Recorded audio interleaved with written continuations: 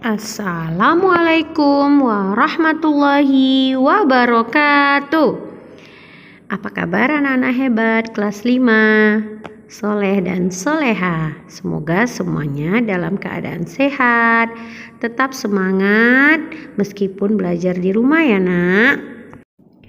Untuk memaksimalkan pelajaran kita hari ini, ada baiknya kita berdoa ya nak. Silahkan Ananda semua tampung tangannya, berdoa, zikir pagi, dan doa sebelum belajar.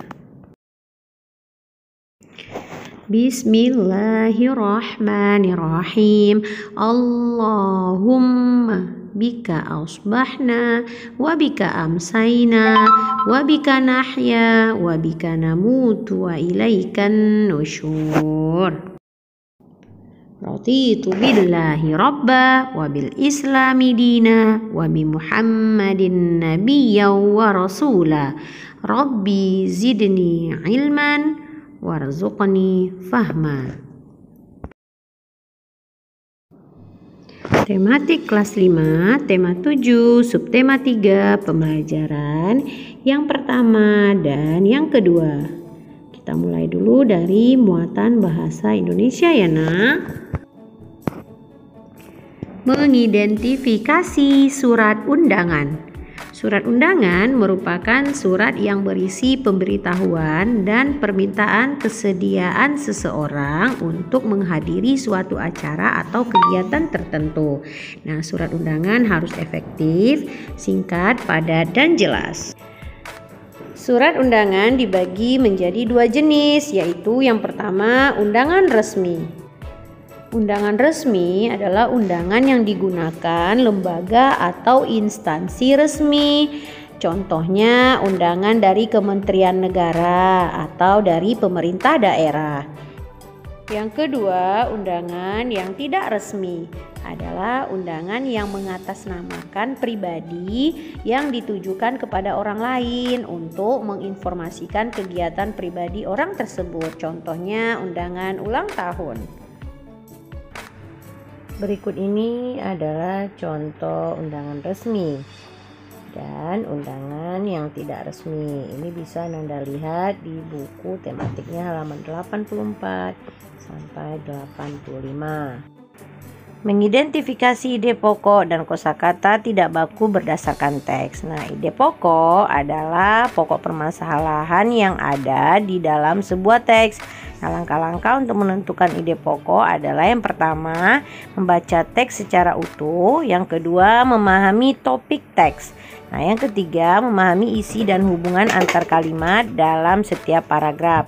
Yang keempat, menentukan kalimat utama setiap paragraf. Yang kelima, mencatat hal-hal penting dalam setiap paragraf. Yang keenam, bacalah teks secara berulang supaya lebih paham. Nah, selanjutnya kita akan ke muatan IPS. Nah, di muatan IPS kita akan mempelajari tentang kegiatan pembangunan untuk mengisi kemerdekaan.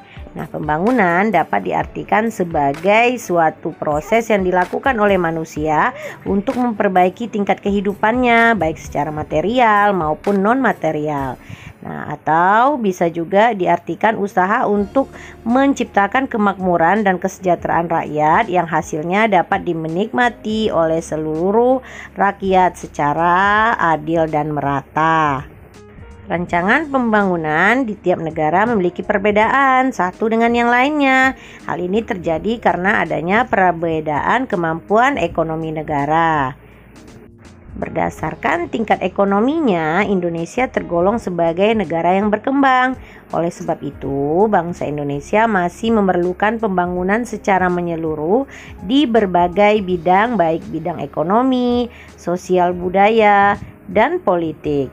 Nah, pembangunan yang dilakukan pemerintah contohnya adalah membangun fasilitas umum. Selanjutnya, perubahan wujud benda menyublim. Menyublim merupakan perubahan wujud padat menjadi gas.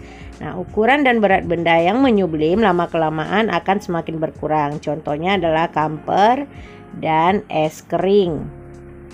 Perubahan wujud benda mengkristal.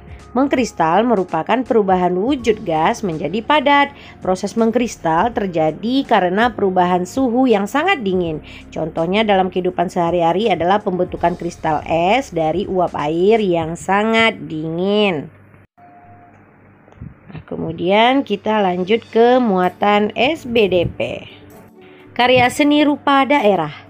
Jenis-jenis karya seni rupa yang ada di setiap daerah adalah sebagai berikut. Yang pertama, seni lukis daerah. Umumnya menggambarkan objek berupa pemandangan alam, manusia, hewan, tumbuhan dengan nilai-nilai budaya yang ada di daerah setempat. Contohnya seni lukis kemasan dari Bali. Yang kedua, seni patung. Nah, seni patung daerah itu adalah karya seni dengan bentuk 3 dimensi menyerupai manusia, binatang, dan benda-benda baik yang terbuat dari benda keras maupun lunak. Contohnya patung Barong Dali yang berasal dari Bali. Yang ketiga, seni kriya atau seni kerajinan, yaitu seni dalam membuat benda-benda yang dapat dimanfaatkan dalam kehidupan sehari-hari. Misalnya seni tekstil, itu kain tenun, batik, dan soket, serta seni anyaman, rotan, dan seni ukir. Baiklah, sampai di sini dulu materi kita pada hari ini. Semoga Nana Ustazah bisa memahaminya dengan baik. Saya Hamdalah. Alhamdulillahirobbilalamin. Wassalamualaikum warahmatullahi wabarakatuh.